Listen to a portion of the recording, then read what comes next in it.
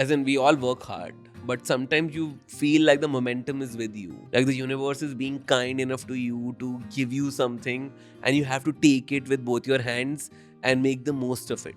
You have to live the journey completely. There is no reward without it. No hotel, restaurant, YouTube, Instagram will teach you what you will learn when you are on the ground. Making Indian mithai is equally tough, and it's very technical, and nobody teaches it to you. Like, I have never been taught properly how to make mithai myself. Saransh Goila is an entertainer, a chef, an entrepreneur, and so many other things. But he's one of those unique people who puts them all together and creates this amazing package or dish. It's almost like butter chicken.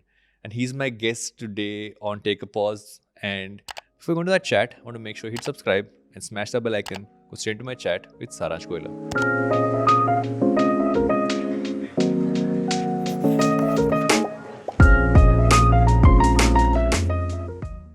I always think about what the first question should be, but I want to ask you this: what's your earliest memory of food? I think my earliest memory of food has to, of course, date back to home. And my dad would take us out to Connaught Place in Delhi for chole kulche or like chole bhature. And this would happen typically on a weekend. Because my parents, like, weekend meant going out for a local street food sort of experience, and every weekend had to be a new experience. So outings for us were not movies, they were not like trips. And my father never had enough money when I was growing up to take us like for long trips, etc. So his aim would be to take us for a nice outing, and which was food, and typically street food. So he would do a lot of research around it. Are mere uncle gaye the, ya somebody went. So I think that's my earliest memory of food, is like eating these chole kulche on the street, outside cinemas, or eating aloo kachori outside a gurdwara, where you were like 10 rupees mein 4 kachori, but extremely delicious. I asked you that also because it's sometimes the earliest memories we have is what you end up retaining in whatever you do in your life, right? Damn, I'm drooling already. Shit. Yeah, in this case, so am I. When did you say your love for food? When would that have started? So, love for food, as I said, comes from family. I think seeing my family so involved with food, not professionally, but in our daily lives, I realized that food was a very important part of keeping our family together. Collecting at the dining table for dinner, my grandmother, grandfather, mom, dad, sister. I think 6 of us sitting on that dining table is like my fondest memory of growing up in a joint family, to say so. Is that everybody would collect on that dining table to eat together. And I think that's where my love for food sort of started. I started enjoying this whole emotion that would, you know, everybody would otherwise have their own agenda. Somebody's working, either they're fighting, but on the dining table, they'd all be like happily eating together.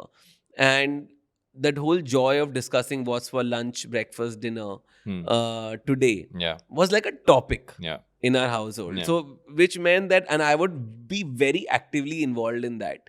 I still remember all this sort of led to me cracking a lot of food jokes sometimes. Like, I started getting into that zone of going to weddings and being a commentator with my family. अरे इस शादी में इन्होंने राजस्थानी खाना रखा है या गुजराती खाना रखा है. And I was like that cute little boy, 13-year-old, pretty chubby. Like, if you looked at me, you would say, हाँ हाँ ये खाते पीते घर का है, sort of a scenario, and like well fed. Yeah. And I when my buaji, she stays in London.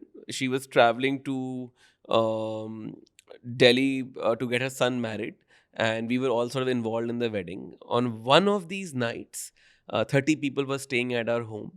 um, Everybody was tired, like, nobody wanted to raise a finger also. Parked in the living room, sleeping on like daris and chatais, because there were too many people in that household. At 2 a.m., two people say हमें बहुत भूख लग रही है, कुछ बचा है क्या डिनर से?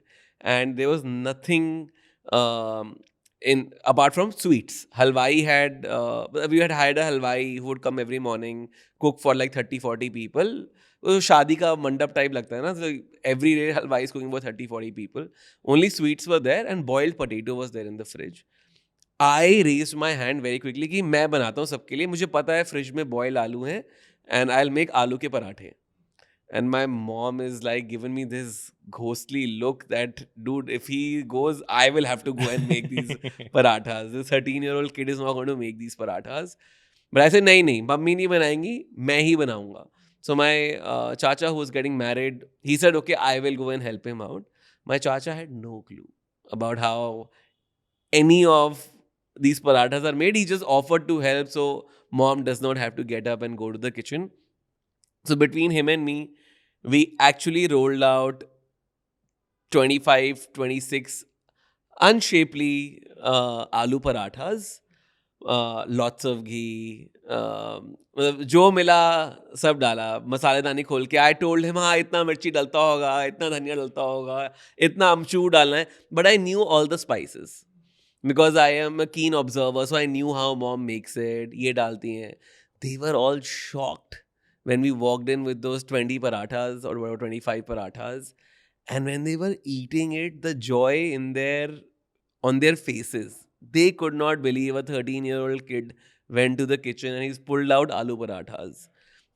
If you look at it, it's not very difficult. If you have boiled potatoes and आटा भी गुंदा हुआ था, तो हम हाँ मतलब did not need any dough, but assembled it. Masalas were perfect. Like I still remember my बुआ जी saying, इसको मालूम है अजवाइन क्या होता है, इसमें अजवाइन पड़ी हुई है. and I was like, हाँ मैंने देखा है मम्मी को बनाते हुए. So that night like became very sort of, I think that's what I think of when I think of how I started, because they call it Anshu ke parathe. And Anshu is my is what they call me at home. So Anshu ke parathe stuck with me because I felt seen as a kid, because I was not very like good in studies. I was okay. I was an average sort of student if you look at my board exams and my percentile. Um, I was very good with the theater and I was good at expressing myself, but not in the conventional ways. I was not good at sports. I was okay at cricket. I'd play decently because I am a passionate person, so I would like shout my way through the game. But I think kitchen is where I found my love, and I found that as I said, I felt seen. So I think that's my earliest memory of like making food for my family and totally falling in love with it. After that, Anshu ke parathe, then there was Anshu ki jalebi. Then they were like, I started building on top of it. No, there are two things I pick from what you just said. And it's something we often don't talk. When we talk about food, we talk about the food. But food helps build community. It helps people come together. And I think one of the things you said is that it was a way for you to show this is what I can do. Because when you're kids, we're all awkward. We don't know. Like I was that kid ki basically ghar pe koi aaya hai, I would change costumes. So every 2 minutes, 5 minutes, I have changed costume without anybody asking me to do anything. Come in, perform something, gone off. I don't care if you have done anything. So at some point, they had to stop me after the 5th or 6th edition of changes. I was that kid because that was my thing to perform and show. But I feel we all want to show something that we can do. I still remember I would hide like a cat behind sofas. That's what my mom tells me. She's like, you would go and hide behind a sofa, behind a door. And she's like, it was so weird because you would not want to be seen at all. You were so shy until you found food. Then you only wanted to be seen in the kitchen. So I think I was always shy, as in I felt underconfident. I think I had that whole thing of, I think I had weight issues. So I would feel like other kids are better than me, or I would feel like I think I had self-esteem issues as well. So I would hide, and many kids have that because you feel like, oh my god, they're going to judge you for the way you look or the way you talk, or and I think that's why I used to hide. It was very weird when my mom told me that I used to hide behind a sofa. I was like, Does that come back to you from time to time? Not the hiding part, but the self esteem and It does. I think there are a few inherent parts of your personality that never leave you. So I have taken many years to break out of the mold. Like when people look at me, I might look like the most social person on the planet, and it's a part of my job. But I take time to open up to people, which means if I professionally land up somewhere, I know that I'm there to play my part as a talent or as an artist. But if I had to really sort of build a bridge with people, I take a lot of time. So I think I'm still sort of closeted and shy when I meet new people. I might not show it, but I am. and do you feel that because, and it's so interesting when you look at these parallels, right? On one end, what you do involves you really being out there all the time. um I wouldn't even say performing. I think it's just there's a certain side of your personality which has to be front and center in terms of what you do, and on the other end you have that.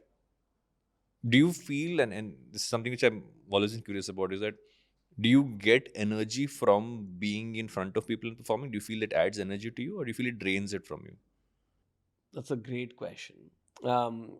I feel like uh, on on any given day, if I if I have to step out and be in front of people and mingle with them, I feel when I come back, it sort of recharges me for a week or so.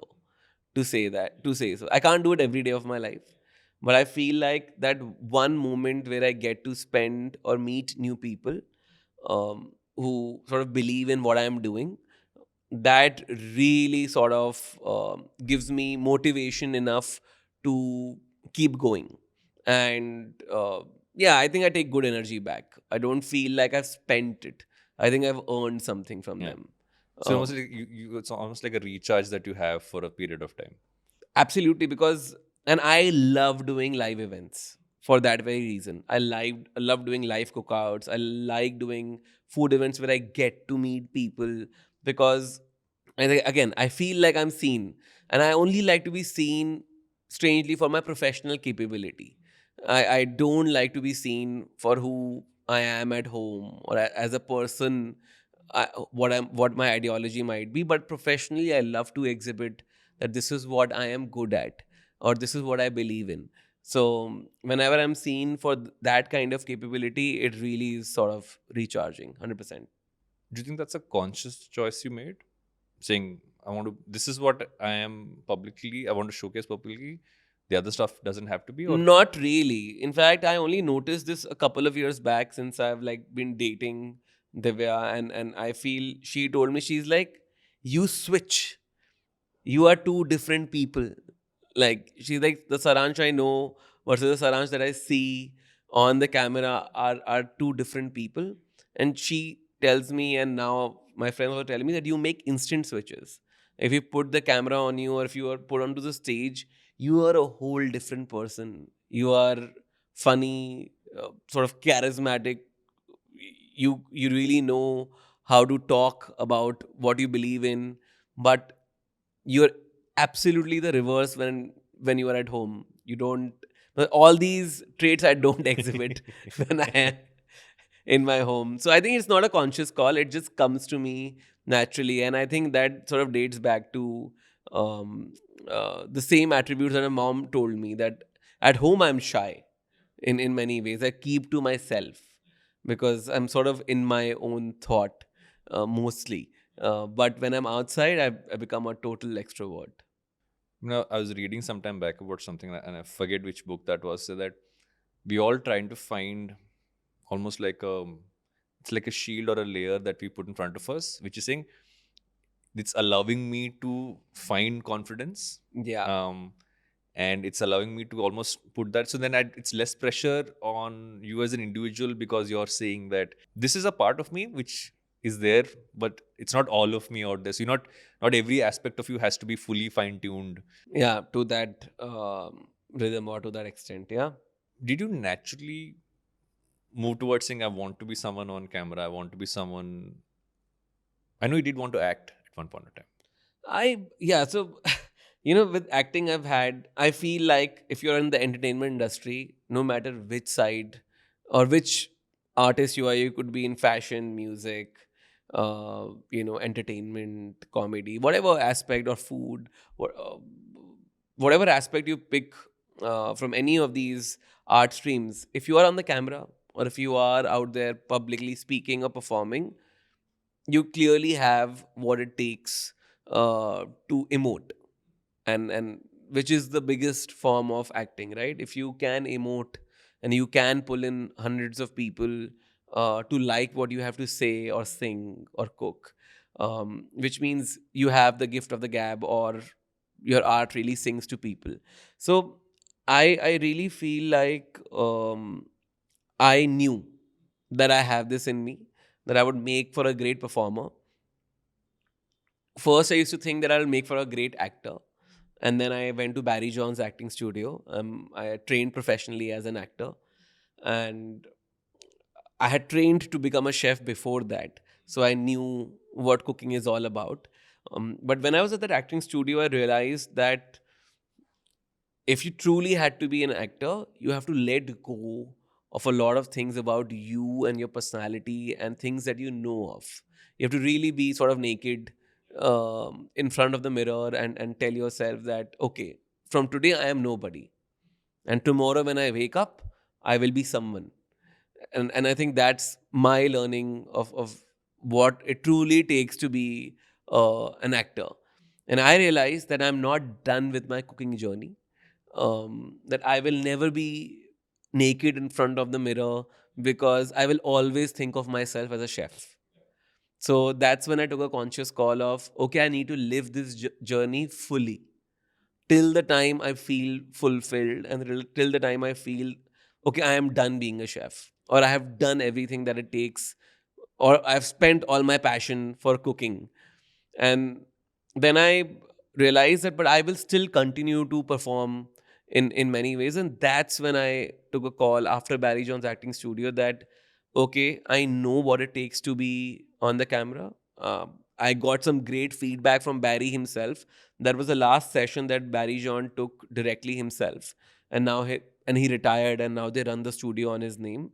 But Barry told me that, I train hundreds of students every year, and he's like, sometimes we can make out that who is going to like nurture and grow in this stream. So he told me that you should consider acting seriously, because you might actually make it. And I expressed my fears and concerns to him. I told him this is Bollywood, I'm not naturally, I don't naturally fit into it. Neither do I have the backing nor the resources or the looks. I've always been sort of underconfident in that arena as well. Because when you think of mainstream Bollywood, now it's changed. This is 10 years back, and now we look at people very differently than we used to perceive them earlier. But his words mean a lot to me, because he gave me that confidence that you will do well on the camera. And I kept telling him, what if I did that as a chef? And I think that's where that idea sort of stems from. And I still remember this was right here, very close to your studio. Fun Republic is where Barry's first studio was. And Chef Sanjeev Kapoor's office is also in Fun Republic. So I got this cool idea. I recorded a little piece of me cooking in Barry's studio. I got that recorded and sent a CD to Chef Sanjeev's office. And I just delivered it like a postboy into his office, dropped it. That, can somebody just watch this? This is my email, this is my resume. And if you feel there is merit in it, please do let me know. I will keep following up with you guys if somebody has seen it. It's just something that I felt I naturally fit into. And I think that's where I realized that I wanted to be a person who wanted to speak about food. I think I can tell good stories around food. I know how to sort of explain my experiences to people. Um, Now you can call it vlogging, blogging. There are so many names one can give it, right? But I knew that I had that capability to be able to translate my emotion for food on the camera, and it was giving me fulfillment from two different things that I like. One is being on the camera or performing, and the other is, of course, the love for food. And I get to sort of combine them together. And that's where I realized that I can't do both separately, and I need to sort of do them together. And yeah, I took my chances then. Was Chef Sanjay Kapoor one of your earliest influences? Would you call him that? Yes, 100%. Like, I think hundreds, thousands of people in India would say, I would 100% owe it to him to inspire me to even think in this direction.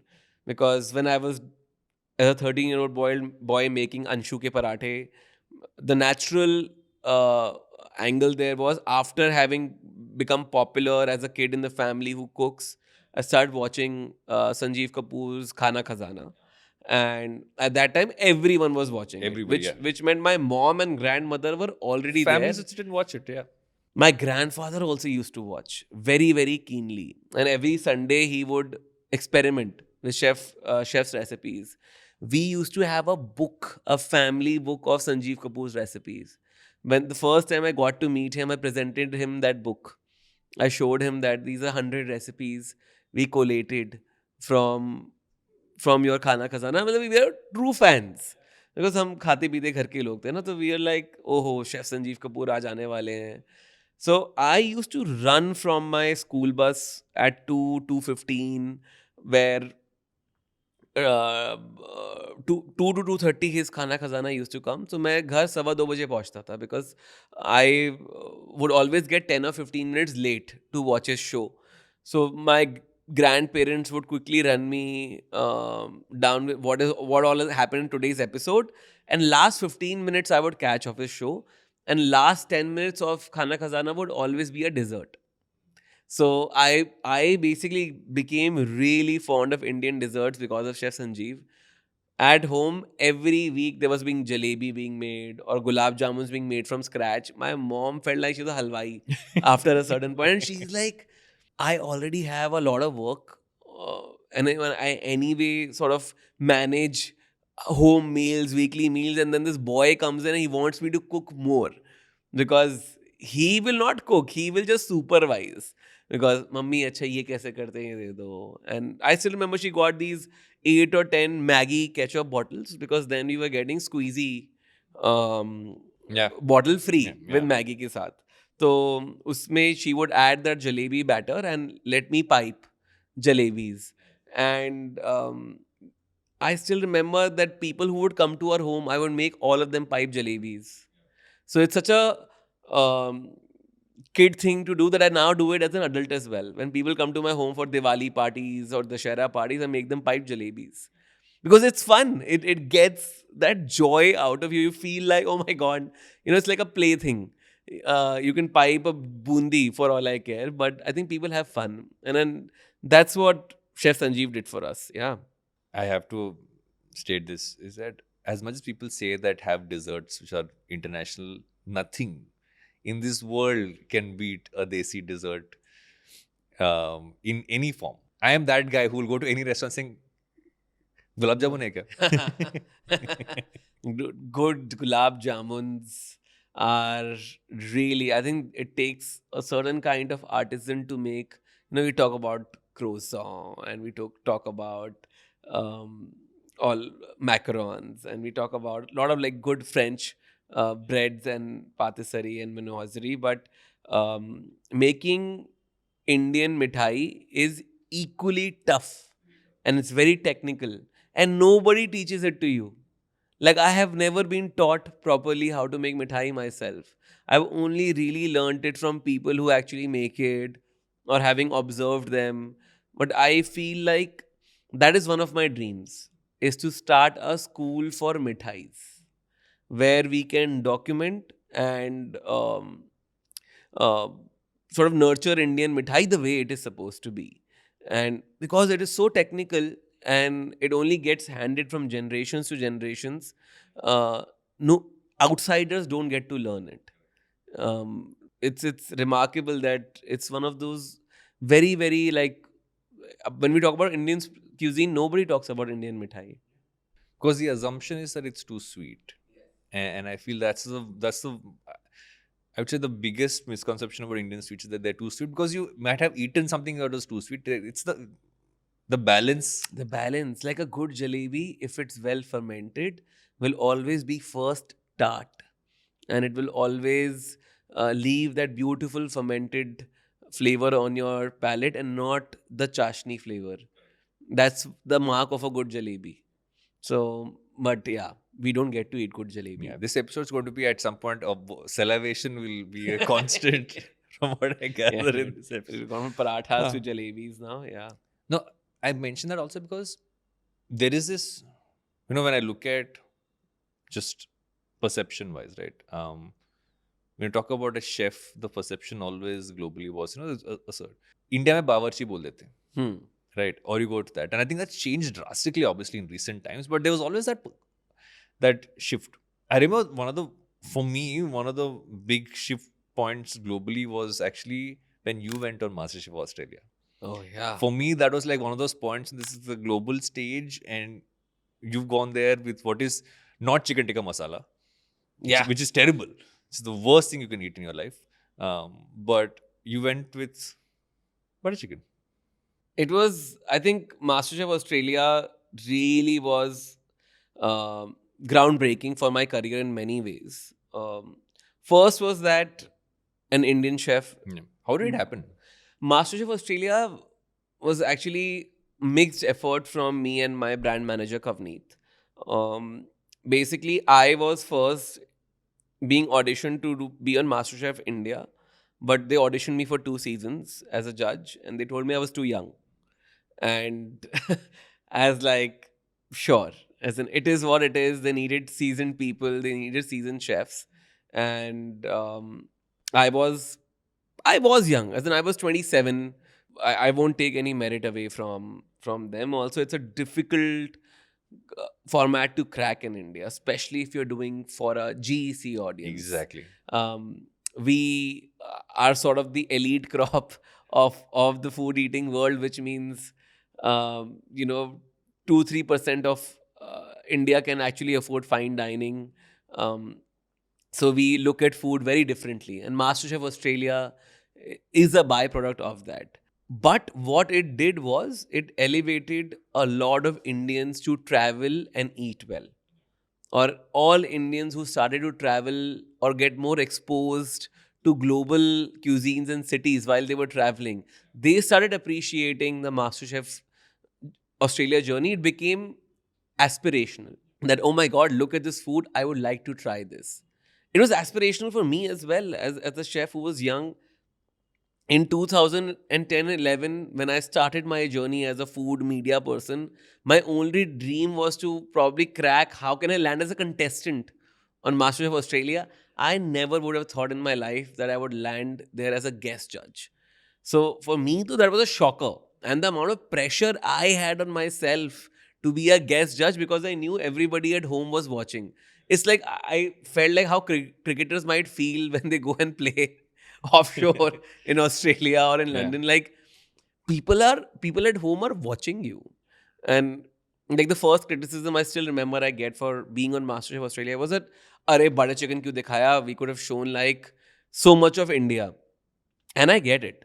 As in, when you're carrying emotions of hundreds or millions of billions of Indians, they all want to be seen, right? Just like how I wanted to be seen. Somebody wants to showcase their dish from Odisha, or somebody wants to show their masale from Guntur, or somebody wants to showcase their cuisine from Telangana. There is so much in our country. So I think how that really happened was, um, MasterChef Australia's judges were visiting India. I by then had started Goila Butter Chicken as a brand. It was very, very new. It was the hot sort of mover in Mumbai back then, which means it was 2016.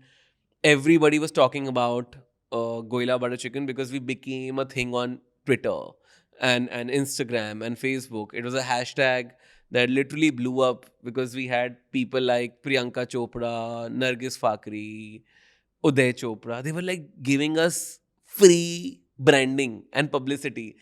And it was like, they call it hand of God sometimes. And I'm not a big believer. I'm not a very religious person, but I would like to believe there was some kind of energy or some form of, I don't know, hand of God, I guess. That is there. That was there because, as in, we all work hard, but sometimes you feel like the momentum is with you, like the universe is being kind enough to you to give you something, and you have to take it with both your hands and make the most of it. And I think that's what I did. I saw an opportunity to start, of course, Goila Butter Chicken.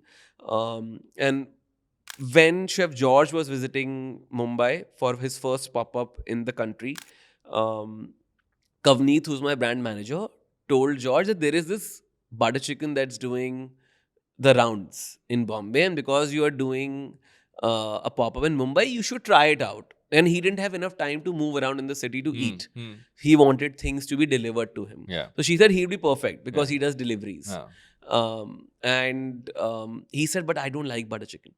That was Chef George's first comment to Kavneet, that I don't like butter chicken. I've eaten plenty in Australia. It's Too sweet. And he's like, I want to eat real Indian food. But she said, okay, we will also send you that, but you must try this version of butter chicken. So I took a lot of off the menu things for Chef George as well. So Kavneet called me. She told me that Chef George is at risk at Four Seasons, I think it was, and he was doing his pop up there. And she said, you have 1 hour. You have to reach sharp at 5 p.m. They would have cooked for their dinner service, and they have this break 5 to 6. Carry everything you can. It's him and his team of 6 people. So I have basically spent 2 days planning this menu for Chef George, making sure that he gets to eat something else apart from the butter chicken as well. We had cool things like Sindhi mutton on our menu. So which were like again from my home. So I gave him a little taste of not just butter chicken. However, when and I was fanboying, right? I'm like, Arey, Chef George from MasterChef Australia. I could not believe. And I've landed there with like 8 bags of food. And he was very sweet. His entire team was adorable. He said, this much food was not required, but I get it. And they were in such a rush. He's like, we don't have time for cutlery and plates. Let's just eat from the boxes. They have opened delivery dabbas. They have opened Rumali rotis. And like, true Punjabis eat. Yeah, breaking into the Rumali, going at it from the dabba. And I was like, dude, as in, this is not the impression that I had of Australians. They are very different when it comes to their eating culture. They have gobbled it down. I think the first reason was they were hungry. Um, but when he was eating butter chicken, sometimes when people are eating food, you can observe. You can make out if they are liking it or if they're eating just because they're hungry. And the first thing Josh said then to me directly, he was like, dude, I have eaten many butter chickens in Australia, but this is not butter chicken. This is something else. And then I asked him, but did you like it or not? He said that this is going to change everything that I know about Indian food because I feel like I've been fed a lie all these years. Because you think if this is butter chicken, then I can imagine what the rest of Indian cuisine feels like. And I told him that you know what, and that is exactly what I want to do. I want to change the perception about Indian cooking and Indian cuisine by starting at the root of it, which is Punjabi khana gone global. And God knows what kind of Punjabi khana has gone global, but it was a it was a part of the French gastronomy or the French movement across the globe in the 90s. And this is what is a very heavy chef discussion, but when the French cuisine was so popular, the right way to elevate Indian food or put it into the global market was to amalgamate it with a lot of butter and cream. It's also a byproduct of the British Raj in India. We've taken to dairy very well into our curries because of that reason. If you will ask ठेठ Punjabis आपका खाना कैसे होता है, वो बोलेंगे हमारे खाने में नहीं जाता मक्खन और cream. They will cook it in सरसों का तेल, और they will cook it in ghee, but cream और मक्खन का इस्तेमाल बहुत कम होता है. So which means that this happened to sort of revolutionalise और fancify Indian cuisine in the 90s. And it's a part that all hotels, restaurants, they took to it because that made Indian cuisine popular. Made it Not less only spicy also. You make it sweeter by doing all of this. so all of that. So which we all know is not Indian food. It's a, as I said, it's a byproduct of where the world's territory was heading. It's not really our fault. We took to those techniques because we knew they will sell. And every decade food evolves, right? So now we are in that evolutionary phase where people are looking slightly away from it. They've realized that Indian cuisine is beyond. And we wanted to feed people butter chicken, which was also beyond. So our first, so when George had it, he said, this must travel to Australia. We must show people what real butter chicken looks like and not that chicken tikka masala that we get there. And I said 100%. So he instantly, this was October 2017, he instantly offered me that you have to come to Australia in February. And while you are there, we will see if we can do something fun. So Feb 2018, I was in Australia, in Melbourne, doing a pop-up at Chef George's restaurant for 15 days. Our 15 days of pop-up was sold out even before we landed there. And for those 15 days, what I observed there, and we did not even know MasterChef producers had come, eaten at the pop-up and went. So and then they said that we should get this onto the show. And I came back to India in end of Feb in 2018. In March, I was back there in Melbourne filming for the show, and they said, but you will have to part with your recipe because the only way we can make this happen is we need to have Goila's butter chicken on the show. We don't want to just have butter chicken because then it'll be just another challenge.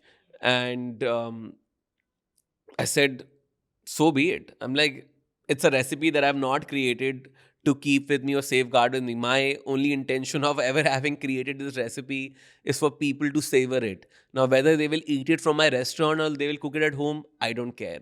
Like, I am not going to be the person who sort of is going to keep the recipe or the tricks with me. And that's how it sort of got cracked. And what an amazing experience it was to be on MasterChef Australia, because now I was fanboying over three chefs or three judges. I got to meet Chef Gary and Matt Preston. That set was not really a set; it's a home. But when people got to know that I was going to MasterChef Australia, the amount of DMs and the kind of explosion I saw on my socials was unbelievable, because suddenly the weight of everyone's expectations was that how is this challenge going to look like? And what I discussed with Chef George and Chef Gary was, let's keep this presentation basic. Let's strip it away from any presentation elements which makes Indian food look different. And Chef Gary was of the firm opinion that we should do that, because he said as soon as you try to plate this, it will not look like the food you get back home. And we want people to see that this is how you can make a real butter chicken and not the version that you know from a tin can. So to change that perception, let's present it still in the format it needs to be presented, but let's get the techniques and everything that accompanies it right, which means rumali roti, sirke wale pyaz, chutney. So the challenge was, of course, about getting all of that right. But I think I have never felt more proud as a person to be on an international, sort of global stage to represent Indian food. And one thing that I still feel very happy about is that everybody on that set the next day told Kavneet, oh my God, he's such a professional. We did not have to stop rolling the camera even once. I did not fumble a single time on that show. So that I feel very proud about, because I know that I've groomed myself for that over the years. Where when I was on that set, I did not feel an alien to it. I sort of naturally fit there, and they were all shocked. Sometimes you feel like an Indian chef is coming. How will he know the tricks of the trade or not? But I felt proud about that because the production team, they really pointed that out, that Saran should probably do more shows here in Australia because he's so good uh, in talking about food and storytelling.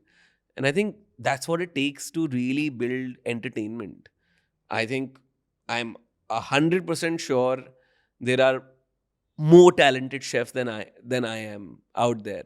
People have different skill sets they are good at. I am great at cooking, but I have met cooks who sometimes you feel he can do this better, and but I know that there aren't 100 chefs who can do what I do, which is to be able to merge these two universes and be able to narrate the story about Indian food, which I think we need hundreds of me to do that. But yeah, What you said about merging the worlds, right? And you merge many worlds. There's one is the entertainer in you, the other is the chef, the other is the entrepreneur, and there is all those aspects to it all together. Plus now with, I mean, one of my guilty pleasures, and I won't say guilty, I'm not guilty about it actually, I'll take the guilty word away, is to wait for your Instagram reels to come up, because it's not like I will make it, but I will watch it and I will have fun with it and say, okay, maybe I will try to put it together one day. I still haven't crossed that boundary beyond a few things which I can make we'll myself. change that. But to merge all of this together requires one to be able to multitask, but also to be able to say, okay, I'm focusing on this right now, so I'm doing this. Would you call yourself a focused person? Oh, great question. I am very bad at multitasking.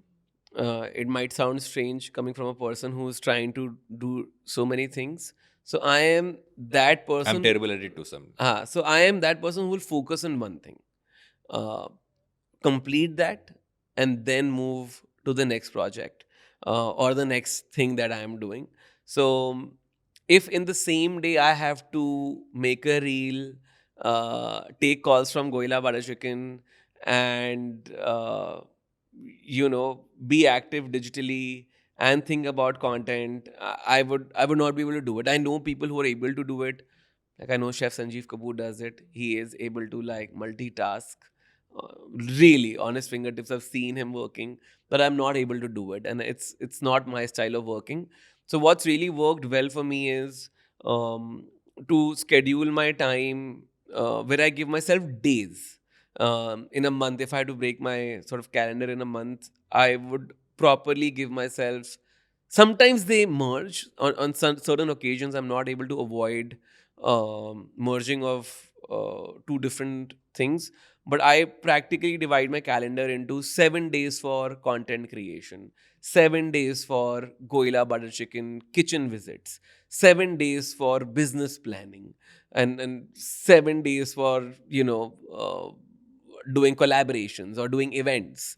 So I really try to break my calendar into days, and then I only try to stick to that particular work on that particular day. As soon as I get a call from somewhere else to do something else, I stop functioning, which means I work on autopilot. But I feel like it's being an entrepreneur is in my blood, to sort of say so. My whole family is always been like in I've always been businessman. So I feel like I'm not very good at taking orders. I like to sort of shape up my weekly calendar myself. If I am answerable to someone, I don't mind being answerable, but um, I would still like to do work on my own terms, and that's what gets the entrepreneur in me sort of jogging. Um, I still feel like sometimes I do feel like I've taken too much on my plate. Um, it's We all can be over ambitious, so I think I've definitely been over ambitious over the years, where I wanted to prove myself as an entrepreneur, I wanted to prove myself as a chef, then I wanted to prove myself as an entertainer. And I think when you're trying to prove yourself to do many things, it can become a problem. So for me, 2019, 19 and 20 were very, very tough because I took too much on myself.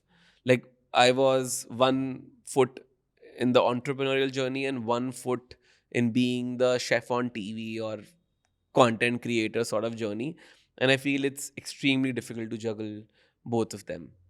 I think the interesting part about this is they both feed each other, but yet they both require independent focuses also, right? So I'm guessing there's always that constant. Would you say it pulls away from it as much as it feeds? They feed each other. They 100% feed each other, because if there was no Goila Butter Chicken, there would be no MasterChef Australia. There would be no opportunity to sort of step up and go on to larger platforms as a chef who's also on TV. So they're 100% merging with each other.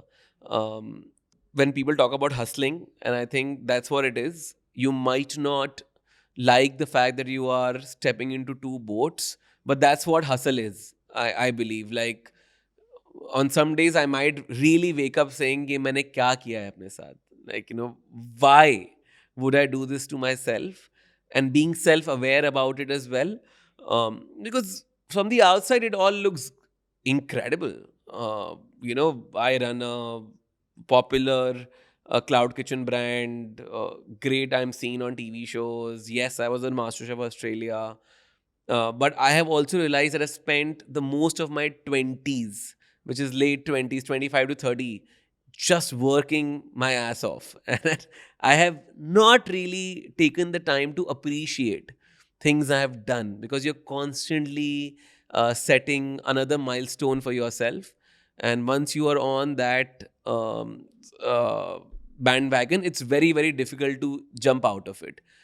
It's only the last 2 years I've given myself time to sort of think on it concretely. I have, of course, realized from, I've had learnings that the more focused you are on one thing, it's better. It's, as in, I would not, like, I'm not a big believer of saying ki 10 cheeze ikhatte kar lo.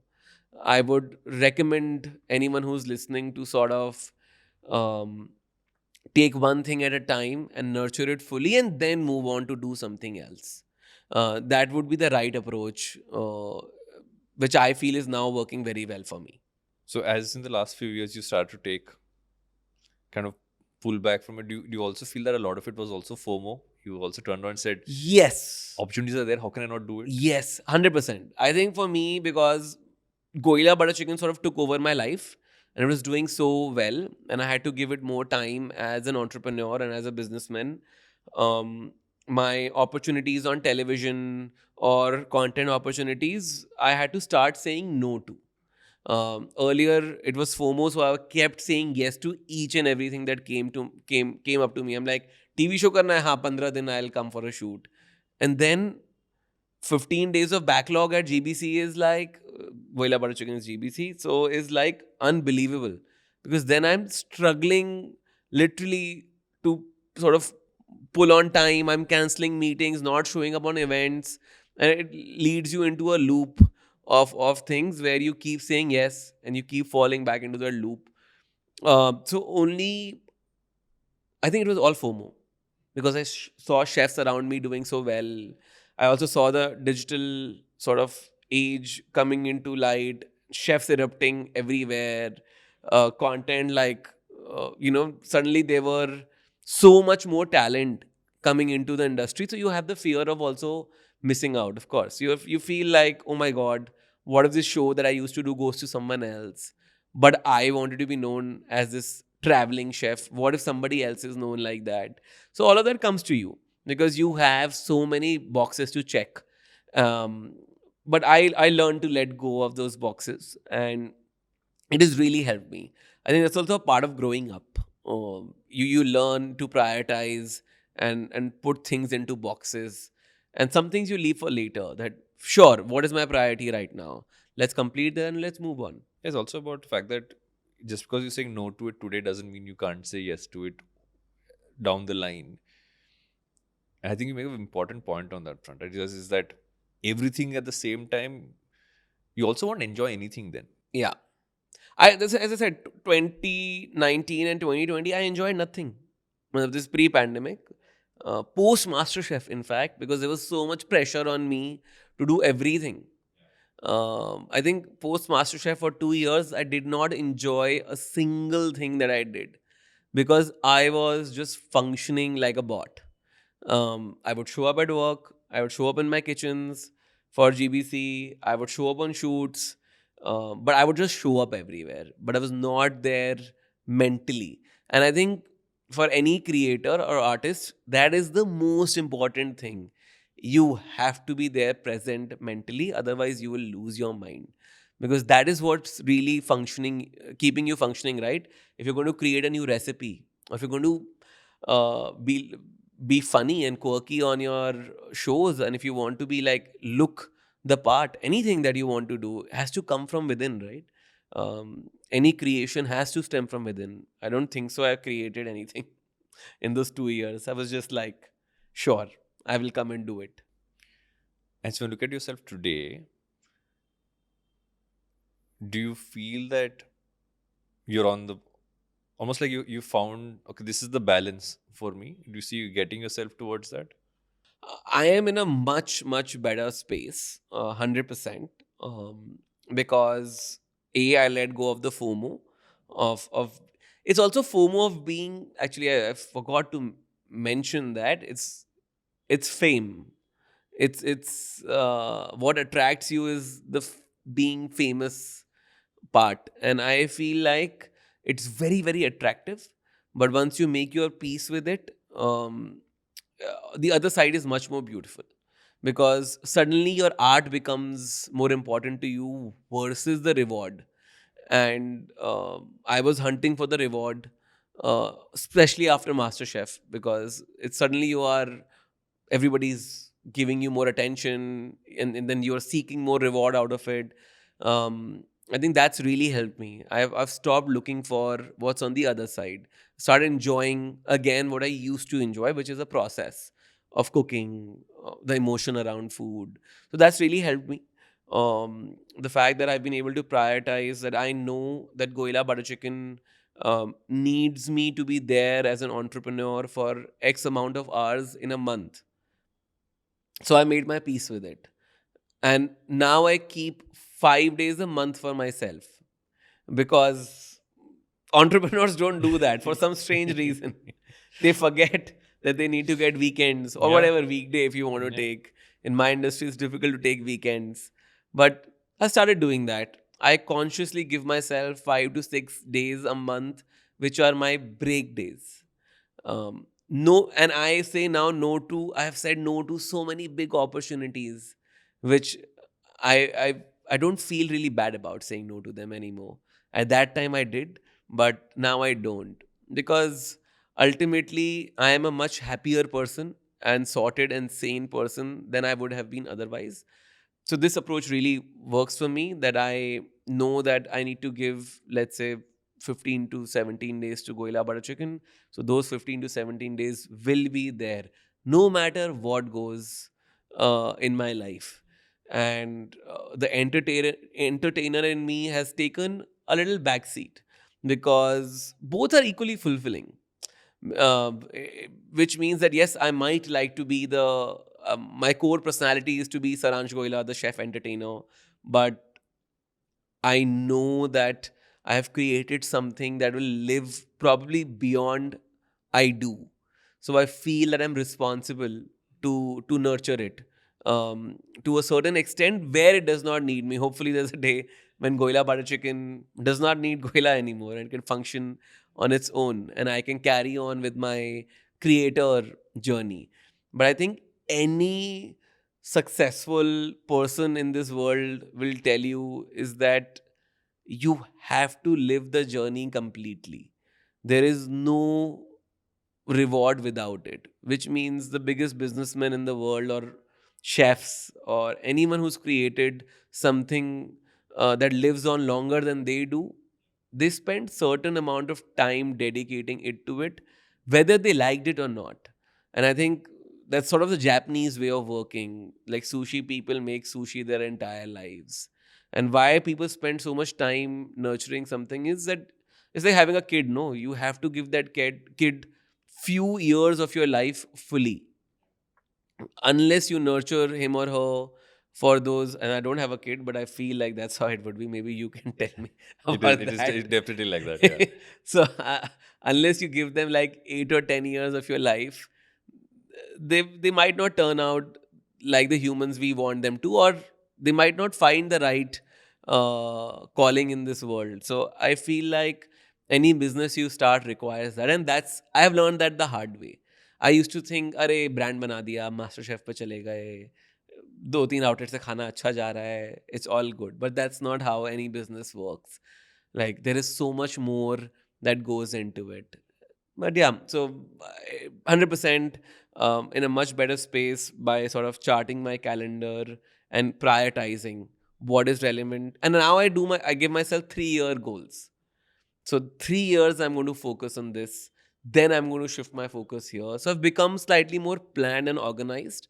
I never used to function like that before 2020.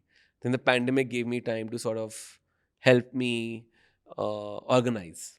Two aspects of you which I also feel, and I know you're passionate about, is that travel you're passionate about.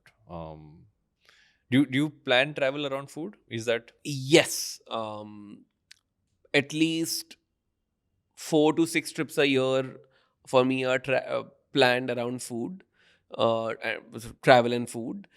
What I do is because then I also have to document them as a creator. So these are not holidays. These are technically work trips, but they're exploratory trips, which means I will make sure that somebody who's traveling with me is equally passionate about food, whether it's my fellow chefs or my team, um, which gives us that space to brainstorm a little, expand our horizon, also to learn new things, connect with that emotion of food. As people who run like kitchens, which do the same thing day in and day out, which means my clothes smell of kasuri methi and butter chicken. I It is definite inspiration to go out and break the chain and be like, oh my god, this chef has done this, or this home cook is cooking this at their home. um, this is what's new happen, this is what's new in the city. So it 100% helps me to grow as an individual. So these are very, very self-fulfilling, growing in my journey as a chef, because every day is a new day of learning. This I learned from Chef Rakesh Sethi, who used to be another very popular TV chef back in the day. He told me the day you forget to learn and you tell me मुझे तो सब आता है. I am a chef who knows everything, because I have traveled quite a bit of India. Sometimes I also feel like I know everything about each and every cuisine, and then suddenly one day I'll put something out and somebody from like I still remember I put out a recipe from Bengal, and then all the Bengalis were after my life because I put in two things that didn't belong there. So and I was like, see, you don't know everything and you must accept and move on, which means there is scope to again travel to Bengal and learn more. So I find that process beautiful about food. And like travel is the best teacher.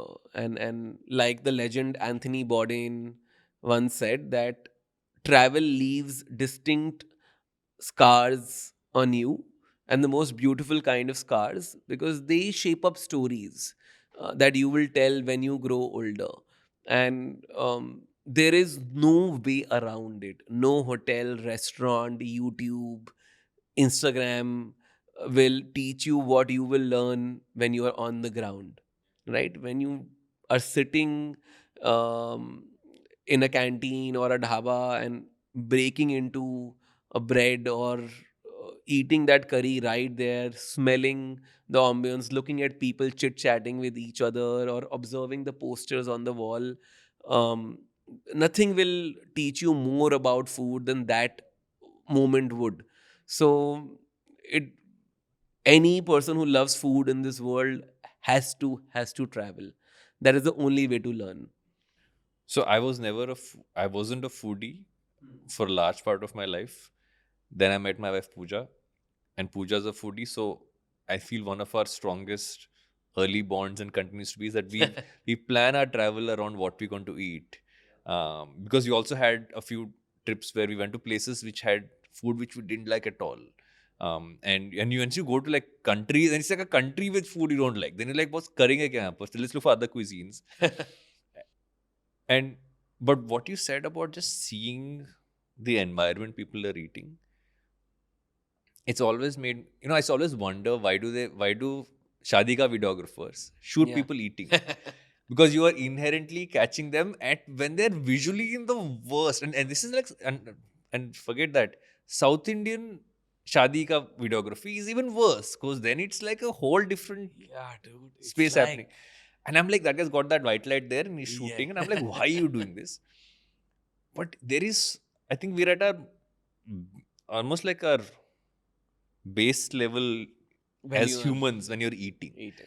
And if you're really in the food, you're not trying to be like, oh, someone's shooting me, so I'm eating, but you're eating like you're eating. It's like, And I really believe if somebody is shooting you and you are eating, you can't enjoy it because that personal moment from you is taken away.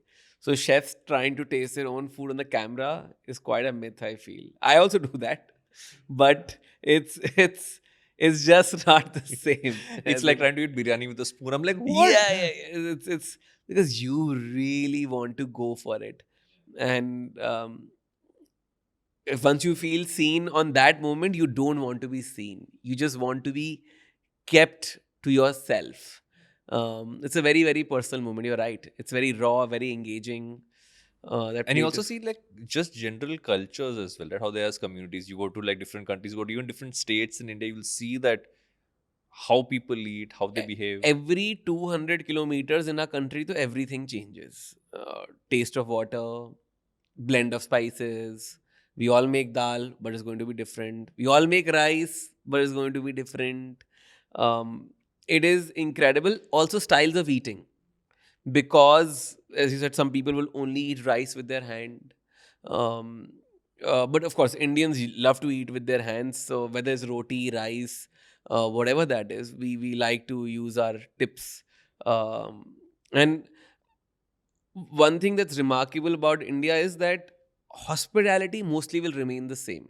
Food will change, languages will change, people, the dresses they wear will change, but hospitality for food will remain the same. If you go to anyone's dhaba restaurant, whatever level of restaurant you go to, you will be fed with good energy and love. There is no escaping that.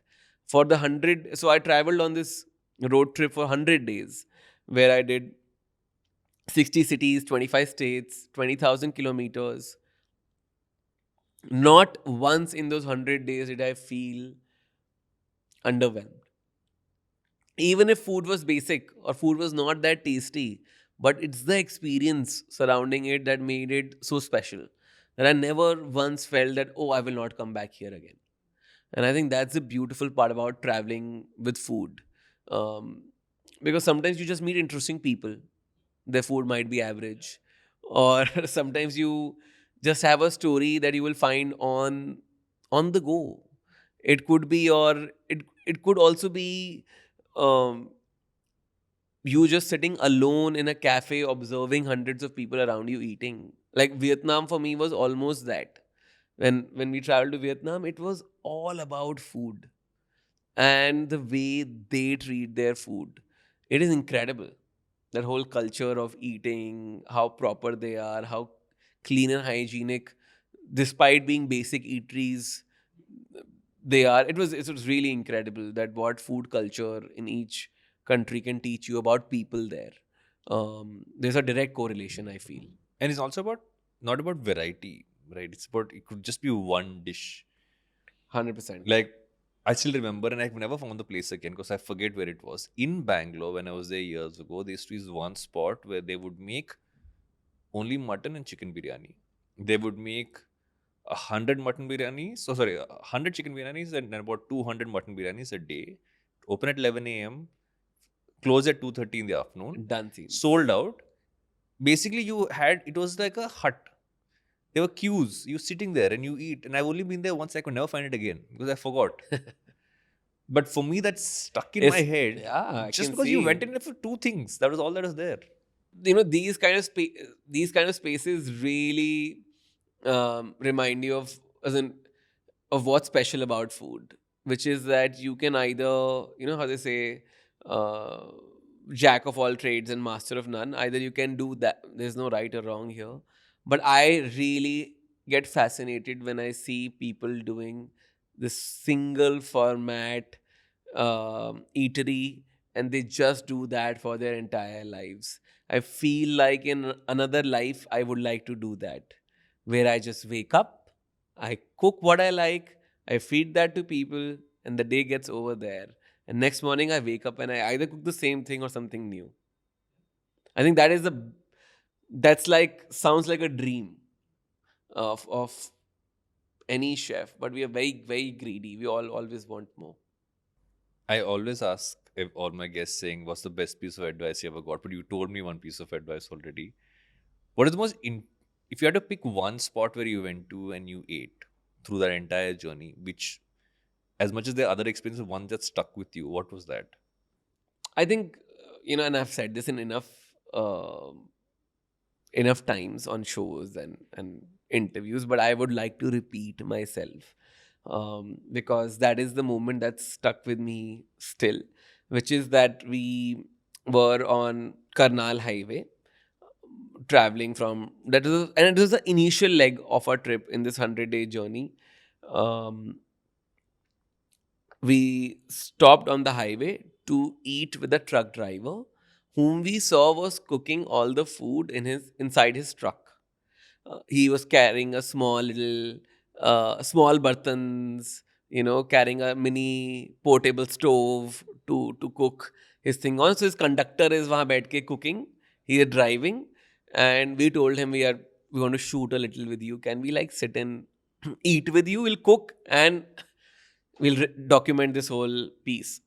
So while talking to Kartar Singh, I um, asked him, and he made a lovely dhaba style dal and rotis we got from the dhaba right next to. He said, I don't go and eat at the dhaba because 11 months I'm on the road.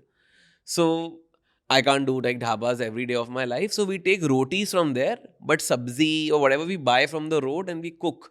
We take a break, we cook, we get the rotis or the rice from the dhaba and we eat. And they eat outside on the road only, on the sadak or inside their truck. So I asked him, and after while eating, I'm like, oh my god, Kartar, आपने तो बहुत अच्छी दाल बनाई है, like मजा ही आ गया. Like it reminds me of like home. And then I told him, um, how did you learn to cook? Was it your passion? मतलब सब ट्रक ड्राइवर तो खाना नहीं बनाते ना, मतलब आपको खाने से प्यार है, या आपकी मॉम ने, आपकी वाइफ ने सिखाया आपको खाना बनाना. Who is the one who really taught you? Because you don't expect a truck driver to be cooking on the highway. He says then, साहब मेरे को तो मेरी भूख ने खाना बनाना सिखाया है. And I am stumped. मतलब it has gone over my head. And it is only dawned on me many like days later what he has really said. And that time on the camera, I've given a reaction, is documented, whatever that is. But it is not really registered with me that what he means is he's being very, very real and candid with me. Where he's telling me, I don't care about cooking, dude. And neither do I care about learning about cooking. It's a necessity for me. The fact that I have to be on the road for 11 months and I can't digest food from dhabas every day, I must learn how to cook because it's a life skill. And that's where it really changed my perspective about food. Because from a hotel, trained chef, think about a food certain way. And I never thought of food like somebody wanting to learn to, somebody had to learn to cook because they had to feed themselves. And it taught me the first lesson about food, that food is to give you energy and is to fill yourself. Rest all is surrounding periphery. Whatever we want to give meaning to it, we are giving to it. But ultimately, it's a means of not being hungry, and it's providing energy to you.